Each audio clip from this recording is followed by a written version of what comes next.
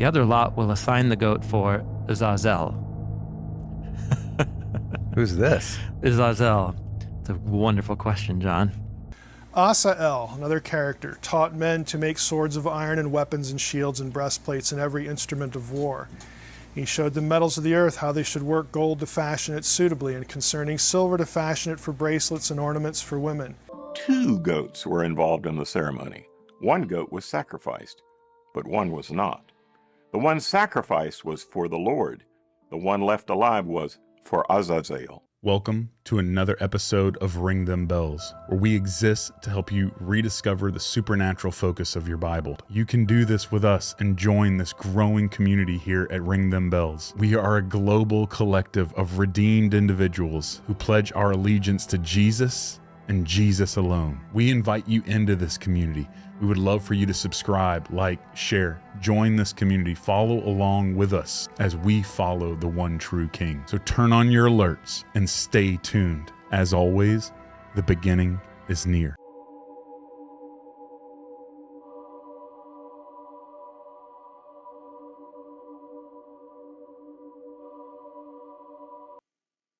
And scholars have wondered for quite some time, like, what in the world is going on here?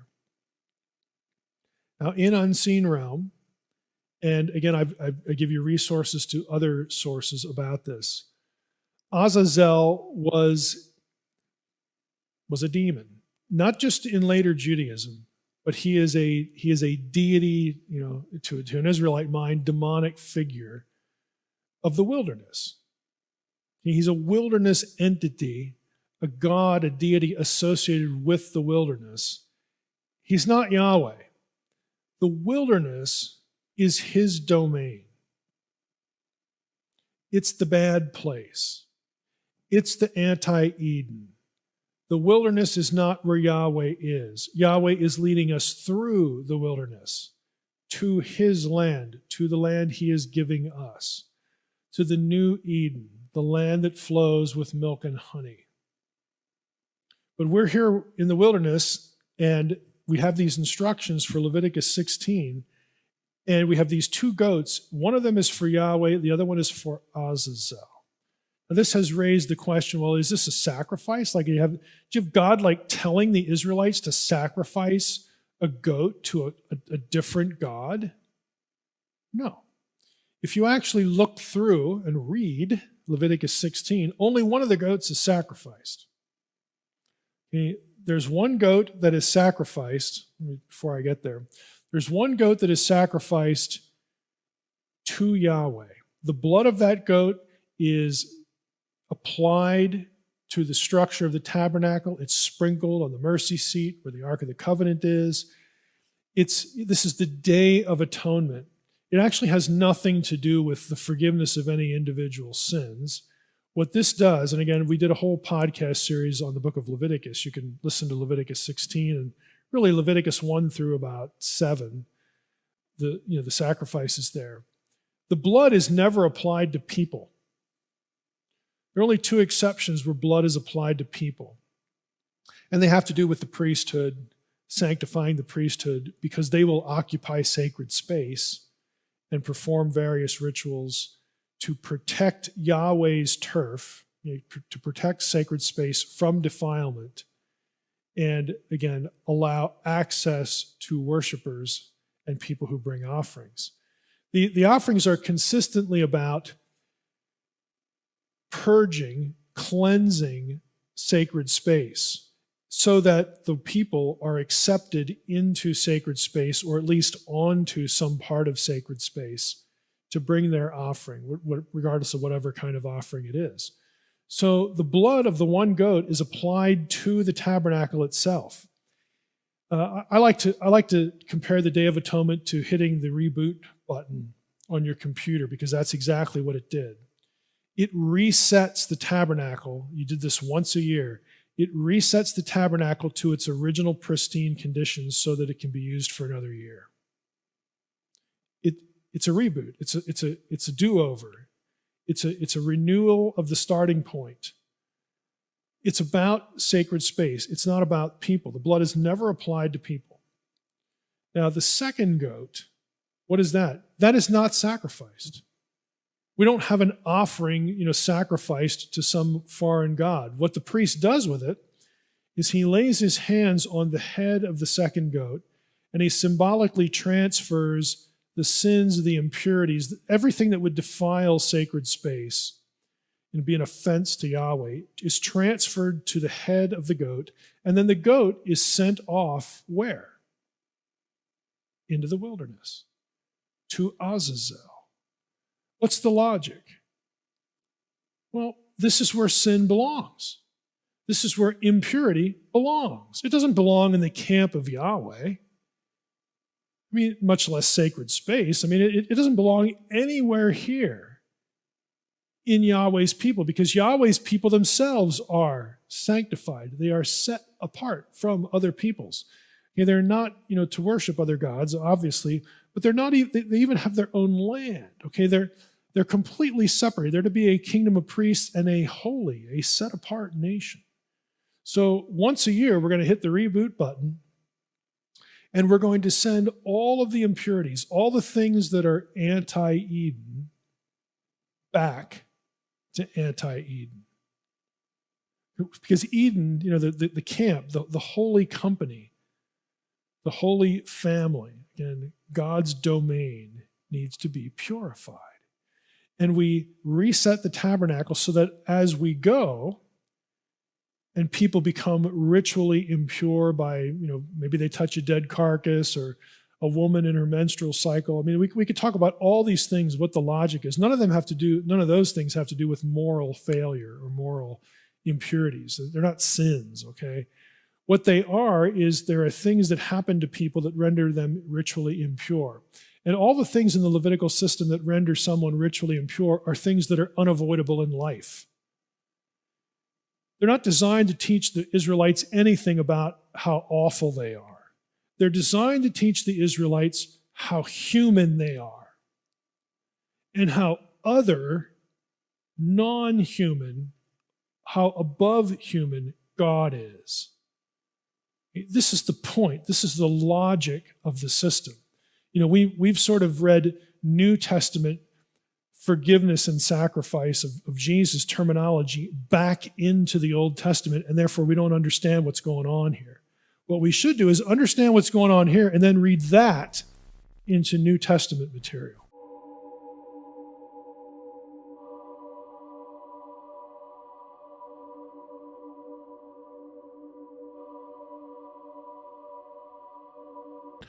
So now as we move on, and we're round and third here, I wanted to enter into the unseen realm. One of the focuses of this channel is helping people recover the supernatural framework of the Bible. Personally, my discovery through the book of Leviticus was one that was completely deficient of any of the supernatural connections that the book was trying to make. Someone who helped me do that was Dr. Michael Heiser. So before we move on to that next clip, tell us about your experience with Heiser and his work. So I've listened through his series on Leviticus. A while ago, he did one on Leviticus. I think I was introduced to him by Tim Mackey as well. Yeah, same. And I haven't finished it yet, but I've just got his book. I can't even remember. Unseen Realm? No, not that one. I can't remember what it's called. Reversing anyway, Harmon? Yes, that one. That's it. Okay. Yeah. I'm about halfway through because I wanted to read about serpents. Yeah. That's actually a book idea that I've had about writing about the serpent crusher. Yeah. We'll see what happens with that. Heiser, he I haven't listened as much to him as I have to other people, but definitely his stuff on Leviticus, and I think he's actually changed scholarship. Like, people are talking about scholarship and the Bible differently, I think, because of his work. Like, so many people. Yeah. It's a thing. Like, the unseen realm wasn't a thing before, and now it is. Yeah. It's pretty crazy. No, it is, man. I Yeah. call it the Heiser effect. It really is. You know, a lot of people have this divine council worldview and the Deuteronomy 32 worldview that they say, but what I say is that Heiser really helped us tap back into that Hebrew narrative in the original authors and audience in their supernatural context. I say supernatural, sometimes that gives the wrong connotation, but you know, just that other side that we miss so much. So as I read through, and I could be mistaken, you can correct me if I'm wrong, but on page 73 in chapter 9, you describe the second goat in the atonement ritual as the scapegoat. So let's watch this next clip featuring Heiser and Tim Mackie and how they think the scapegoat actually might be a misinterpretation. So let's watch this and respond together. Aaron shall cast lots over the two goats, one lot for the Lord, preposition, divine name, and the other lot is for Azazel. In Second Temple literature, Azazel is Satan. It's the devil figure. It's the figure in charge of the dead. It's the anti, God, the flip equivalent of Eden. They're not offering to Satan, they're sending sin to where it belongs. Get it out of here. Now, the Old Testament itself, again, doesn't state that Azazel was a demon. Scholars have, however, connected the name to Mot, the god of death. This is from the unseen realm. And Mot, of course, is an underworld deity. It's the god of death, the underworld, the dead. There's two peas in a pod there. The identification of the term with a demon may also derive from cosmic geography and an association of the wilderness with the forces of chaos, which of course are hostile to God. This would make sense on several levels, as the desert would not only be a place forbidding to life, but as ground outside the camp of Israel, and of course the presence of Yahweh, the source of life. The wilderness would have been a clear association with the forces of chaos. It was threatening. Of course, you get it in the New Testament. Where does Jesus encounter the devil? Well, where else would you encounter him? In the wilderness, in the desert. I mean, that's normal. Now, a lot of translations, again, don't read Azazel here. They have scapegoat. And actually, the oddity is the problem at the heart of the NIV's interpretation here. The New American Standard also translates it as scapegoat. So does King James. But the ESV transliterates the word Azazel with a capital A. Yeah. One lot for Yahweh, one lot for Azazel. And so that evil one is the architect behind why we're all outside of Eden. So once a year, we send him a load of BS in a paper bag on fire, right? And we send it out, send it back where it came from. Ring the doorbell. It's the elimination ritual. It's so illuminating. And both goats together, remember, are a singular purification offering. And then the other goat represents Yahweh's desire to do away with the effects of sin and evil once and for all by sending the load of waste back to the one who brought it into the world in the first place. This is the core of the Day of Atonement. Okay. So now, Phil, with all of that context, let's talk about scapegoat. So most of modern scholarship agrees that the term scapegoat was a term possibly added later and makes less contextual sense in the literary structure of the sentence or the context of the narrative. Tell us your thoughts on Azazel. Yeah, I would agree with everything that they've said. So yeah, they say for one goat is for Yahweh and the other one is for Azazel. So the scapegoat translation was Tyndale, who made up a word because he saw the word Azazel and didn't know what to do with it. So he saw a goat that escaped, and so he called it the escaped goat or the scapegoat. But yeah, it's a proper noun. So it's one goat is for Yahweh, the other goat is for someone else called Azazel. And if you read Book of Enoch, they talk about this character called Azazel, who's like a Satan-like figure. Yeah. He's like, different Jewish traditions have different ways of understanding. There's all these different like Satan-like figures or demons that are given names. But yeah, he lives out in the wilderness. Some traditions think that he's like a goat demon that lives out and haunts the wilderness. But in the Book of Enoch, he's buried He's like, he does bad stuff. He's seen as the author of all sin. And so, like Heiser and Mackie said, he's the one that deserves to have all sin given back to him. It's like a return to sender. So all sin needs to be given back to the origin of sin, which is an interesting way to think about it. And it's given back to Azazel, this character who is out in the wilderness, away from God's presence, kind of buried under the ground. And there's like revelation language if you read Book of Enoch. It's pretty crazy. Because that's important. When we talk about understanding, the context of Scripture, like I had never, it was like, I'm thinking 3 years ago when I first even heard the name Azazel. Like it was on the Tim Mackey podcast with Leviticus, and he said it, and I'm like, who is this? I went through 10 years of Sunday school, 4 years of Bible college, and like I never even heard of this connection to the Day of Atonement. And I think when we're going to be transitioning here as we close into Jesus in the New Testament, and it's like that brings so much greater understanding into it, not just being about my personal sin and how I've messed up, but that I just watched a Bible Project podcast that said this, and it's so true. The story of the Bible starts with the influence of supernatural evil trying to deceive humanity. We mess up, not taking it away, but we cannot escape that fact. That's where the Bible starts. And I think that this ritual and what happens with Azazel and the supernatural focus is important for us to get, because it provides that extra layer of seeing what the narrative is about, the rescue mission that God's on. So, and I'm glad that you brought up Enoch, because I think that's so important. The authority of Scripture lies with the original. Okay. So Azazel, which very plausibly is a Hebrew compound word meaning powerful spiritual being.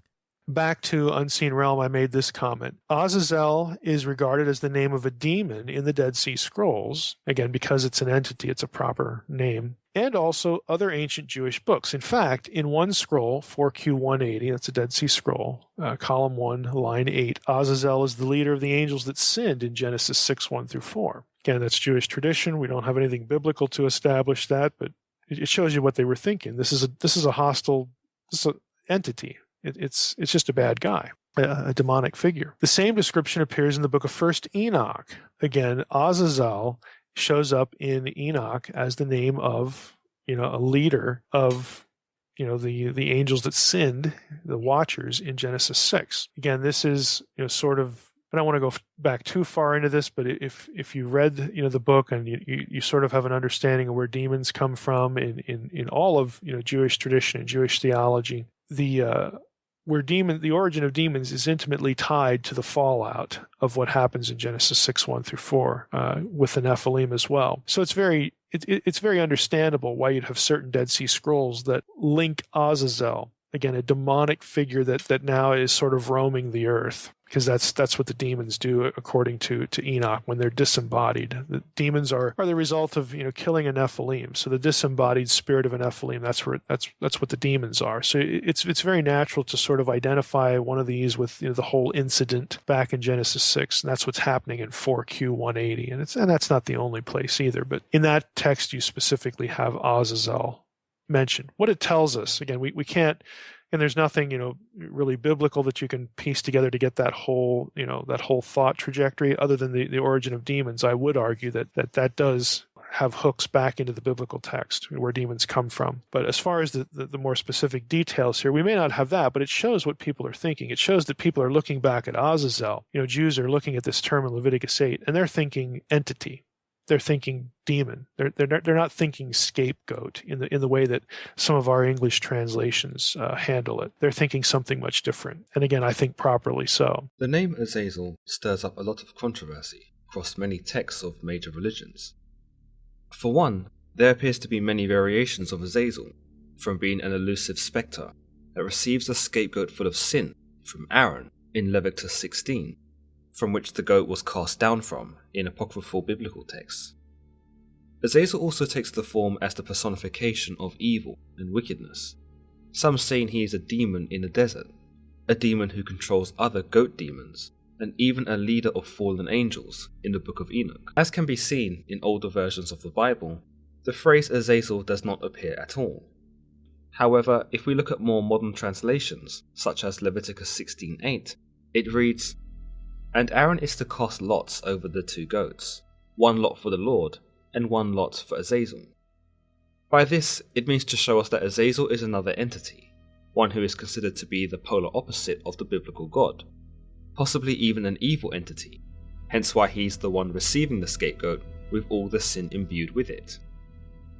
Furthermore, this translation sees Azazel mentioned again in Leviticus 16:10, where it reads, "The goat which has been designated by lot for Azazel is to be stood alive before the Lord, to make atonement on it by sending it away to Azazel in the wilderness," a symbolic representation of man casting away his past sins and delivering them to where they belong, out with Azazel. While Azazel does not make another appearance within the Bible, some rabbis have deduced that the name Azazel itself gives away a clue as to its meaning. In the Enochic literature, however, which are other Jewish religious texts that are rich with angels and demons, it tells us that Azazel was actually quite a prominent figure.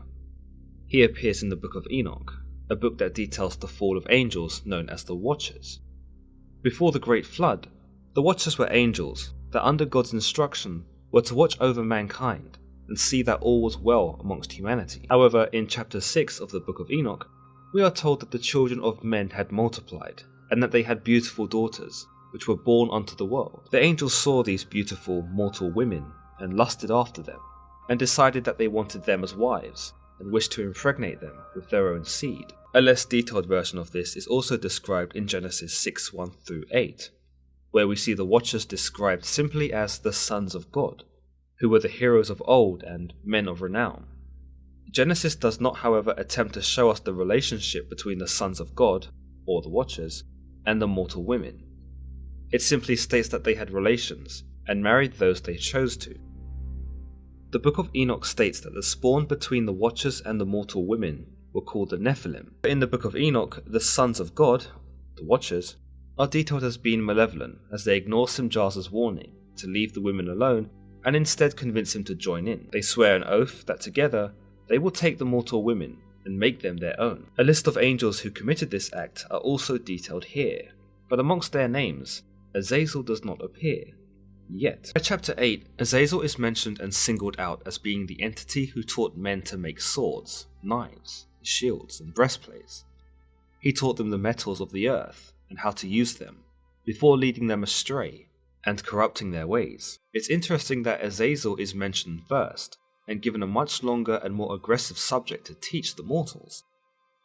While the others spoke about plants, the weather, astrology, and the earth, Azazel is the only one noted as showing mankind the tools he might use for war and battle. He's also noted as the only angel to lead men away, despite the other angels doing the exact same thing, though the subjects of their information is far more benign than swords and knives. Given that Azazel teaches man such an intense and detrimental topic, and given the fact that he is mentioned first in this chapter, many believe that Azazel is a leader of the Watchers. In chapter 9, Archangels Michael, Uriel, Raphael, and Gabriel gaze down from heaven and see the destruction being caused on earth, courtesy of the trifling of the Watchers. What's interesting is that they are quick to blame Azazel, as they tell God, "Thou seest what Azazel hath done, who hath taught all unrighteousness on earth." God also tells Archangel Raphael to bind Azazel hand and foot, and to cast him into the darkness, and make an opening in the desert, which is in Dudale, and cast him therein, and place upon him rough and jagged rocks, and cover him with darkness, and let him abide there forever, and cover his face, that he may not see light.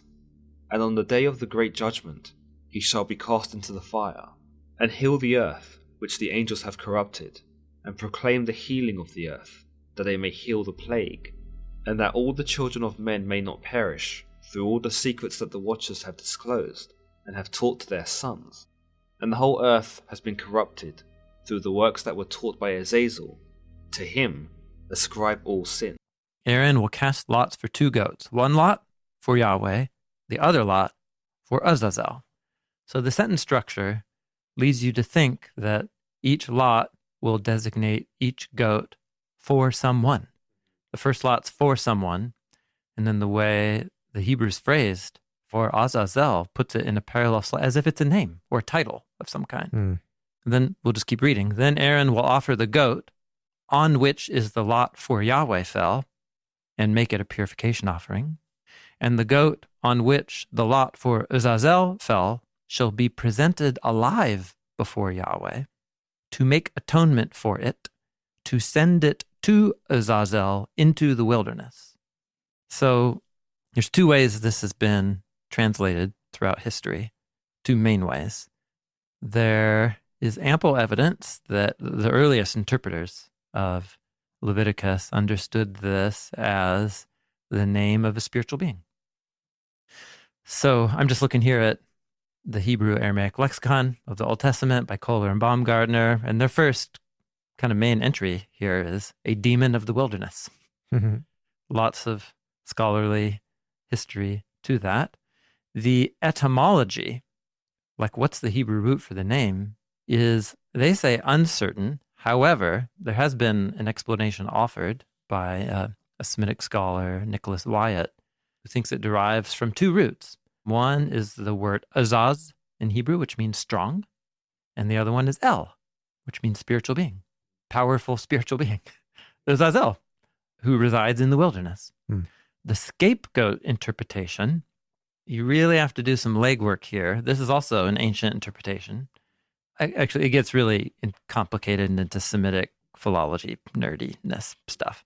But there are some people who think it's related to an Arabic cognate word, ghazal, which means to remove, and that it's a shorthand, the goat, for removal. I'm compelled by the parallelism multiple times that these are both names or titles for the one to whom it is sent. No part of this goat, the living goat, is offered to Yahweh. This is not a sacrifice. It's an elimination ritual. The biblical prescription does not call for the death of this goat. It is simply sent away as a ritual garbage truck, carrying controlled toxic waste to Azazel. The reason for the lot ritual before Yahweh is that he must decide the role of the goats through what appears to be chance. Through the lot ceremonies, the goats are designated as belonging to Yahweh and to Azazel, respectively, each being a party capable of ownership. The fact that Yahweh is a supernatural being could be taken to imply that Azazel is the same. But the animal is not an offering to Azazel. Rather, the live goat transports Israelite failures to Azazel, who ends up having to take this noxious load. The ritual is an unfriendly gesture to Azazel. He said, it's more like sending someone a load of chemical or nuclear waste. Yeah. Because it's Yahweh who commands the priest to perform the ritual, it appears that Azazel is his enemy. It's likely, therefore, that Azazel is some kind of spiritual being, that his presence in the desert regions is the extreme opposite of God's holy presence in the Holy of Holies. However, the nature of Azazel's personality is not revealed in Leviticus, likely to avoid the danger that some might be tempted to honor him. So this is more like, this is the snake. It's a name for the snake. If the mosaic of the messianic deliverer in the Hebrew Bible is truly a mosaic, they're a second Adam. They're like a king from the line of Judah. They're like the high priest. They're like the prophet, like Moses, right? And the Hebrew Bible gives you all these characters to create a mosaic. And the same is true for the mysterious one Jesus called the evil one. Yeah. Lucifer. That is one name in the Latin translation The Latin tradition. But the biblical images are the slanderer, the snake. The slander is where we get Satan, right? Or is that something else? The Satan, or the Satan, is the one who is opposed. The opposed. The opponent. Yeah. Okay. So Azazel, which very plausibly is a Hebrew compound word meaning powerful spiritual being. The morning star? Yeah, is an image from Isaiah 14. So, but here it's the idea of Azazel is an image of a spiritual being, the non-existent one. I mean, the one who exists, but in a state of chaos and darkness. The crucifixion of Jesus paralleled the Day of Atonement ceremony. His cross was placed outside the city, away from the temple area, which was holy ground. Jesus bore the sins of the world outside holy ground. Both goats factor into the representation of how the New Testament describes salvation. In other words, when the New Testament talks about salvation, we are both made fit for God's presence, that's the purging part, and our impurities, our sins as it were, are removed. Again, that's the other goat, the living goat part. So both sides of this ritual coin, as it were, are sort of merged in the way the New Testament talks about salvation. So I think those three thoughts, again, and again, trying to see the throne room of God here in this ritual, I think is a good way for us to process it and use this chapter to help us think about the enthroned Christ and what happens on the cross. Again, especially the way that the New Testament, think of the irony, especially the way the New Testament talks about the cross as enthronement. Okay, when Jesus, was offered as a sacrifice of sin, then he winds up, because he does that, at the right hand of God, enthroned at the right hand of God. I mean, all this enthronement talk that is associated with the crucifixion. Again, I think that creates a good conceptual link back to Leviticus 16 that we can appreciate and process. We need your help. Ring Them Bells is a non-profit organization where every dollar donated goes right back into the mission of spreading the good news and helping those in need. The main ministry of Ring Them Bells is serving those in need in the name of our King Jesus. Over the past year, we have fed over 2,000 meals, and next year, we want to double that. We can't do this without your support. Everything we create here and all of the food that we serve is free because it's paid for by generous viewers just like you. If you feel led to donate and join the mission with us here at Ring Them Bells, click the Give Butter link in the notes and comments of this video. If you can't support us financially, please continue to like and share the content, as this helps us so much with spreading the good news about what Jesus has done for our world.